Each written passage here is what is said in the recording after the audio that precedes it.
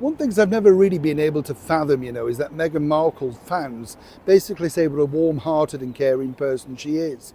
I don't really buy that from my perspective, simply because when she decided on that very historical day of the coronation for His Majesty the King. What happens when an old controversy suddenly comes back stronger than before? The spotlight is once again on Meghan Markle as the title drama resurfaces, pulling Prince William into a wave of growing pressure. What seemed settled is now raising fresh questions, and the tension behind palace doors is building fast. This isn't just history repeating itself, it's a situation that could force decisions no one was ready to make. The situation you're describing really comes down to perception, power, and pushback. And right now, all three are colliding in a very visible way inside the royal story. First, let's address the emotional point you raised about the coronation. When King Charles III was crowned in May 2023, it was undeniably one of the most historic royal events in decades. The decision by Meghan Markle to remain in California with Archie Mountbatten Windsor, while Prince Harry attended alone, sparked strong reactions. Did Buckingham Palace or Prince William set a trap for Prince Harry and Meghan Markle, and were they gullible enough to fall into it? The stories would come out. So apparently, according to other journalists, we found out that there were a lot of porcupines probably told to the royals and even to Harry when they met her, and in order to cover up. Now, to be fair, there are multiple ways to interpret that decision. Supporters say she chose stability for her children and avoided a tense environment. Critics, like the perspective you shared, see it as a missed moment, especially for Archie, who could have been present at a defining piece of family history. The truth likely sits somewhere in between. It was both a personal decision and a strategic one, shaped by strained relationships and media pressure. But where things become more serious is not that one decision, it's the pattern that follows. The bigger issue: narrative versus reality. Over the past few years, Harry and Meghan have tried to define themselves as independent from the monarchy while still benefiting from royal identity. That tension is now becoming impossible to ignore. You mentioned something important. We're going to do what we want. That's essentially the message being projected through various media briefings. Whether it's rances, branding, or international visits, the tone coming from their camp is increasingly one of autonomy, almost defiance. Live now is royal historian and author of Elizabeth and Philip, Dr. Tessa Dunlop. Tessa, great to see you. I don't really know where to start with this, but perhaps start on that note from Russell Myers. Were we really expecting contrition in this docuseries? No. In fact, quite the reverse. Harry said it himself that there was an expectation, or rather a hope of an apology, which I think they now realise isn't going to come. And I felt a profound sadness. I watched the full 3 hours this morning. It felt more like a duty than a pleasure, I must confess. At the same time, they continue to use titles like Duke and Duchess of Sussex, and their public value still largely comes from that association. That creates a contradiction. They say they don't need the institution, but their relevance still depends on it. And this is exactly where Prince William comes into the picture. William's position: control, not confrontation. William is not known for reacting emotionally in public. His approach is very different from Harry's. Where Harry tends to respond through interviews and media narratives, William operates through structure and control. So the real question isn't, will William respond dramatically? It's, how will William quietly limit the situation? And the answer is already becoming clear: strategic ignoring. One of William's most effective tools is silence. By not engaging publicly with Harry and Meghan's actions, the palace avoids giving them attention, feeding media cycles, creating a visible royal feud. This may seem passive, but it's actually strategic. In modern media, attention is currency, and removing attention weakens influence, strengthening the official royal brand.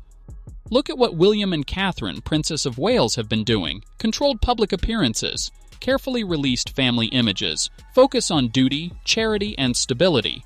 This creates a clear contrast. One side equals structured, traditional monarchy. The other equals independent, media-driven celebrity. Over time, that contrast shapes public perception without William needing to say a word. And now to see this seemingly irreparable rift is quite shocking, really. Yeah, I don't know. This one's going to get a lot of people talking. And especially, the whole legal drama with Meghan and the Daily Mail, and then the witness statement from Jason, and that having tied to Prince William. Like, that's a big accusation. Tightening institutional boundaries. This is where things get more serious. Recent developments suggest William is becoming more involved in decision-making, especially in areas that affect the monarchy's reputation. That could include who represents royal interests internationally, what is considered an official-style visit, how titles and branding are used.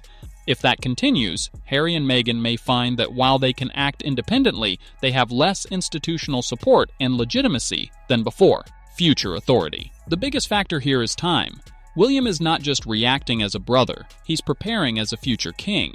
And once he becomes monarch, he will have formal authority over royal structures. He can redefine roles, titles, and expectations. He can decide how much space non-working royals occupy. That doesn't mean dramatic punishment, but it does mean clear boundaries. The Australia factor and no pushback. You mentioned something interesting. They think no one has pushed back, so they can keep going.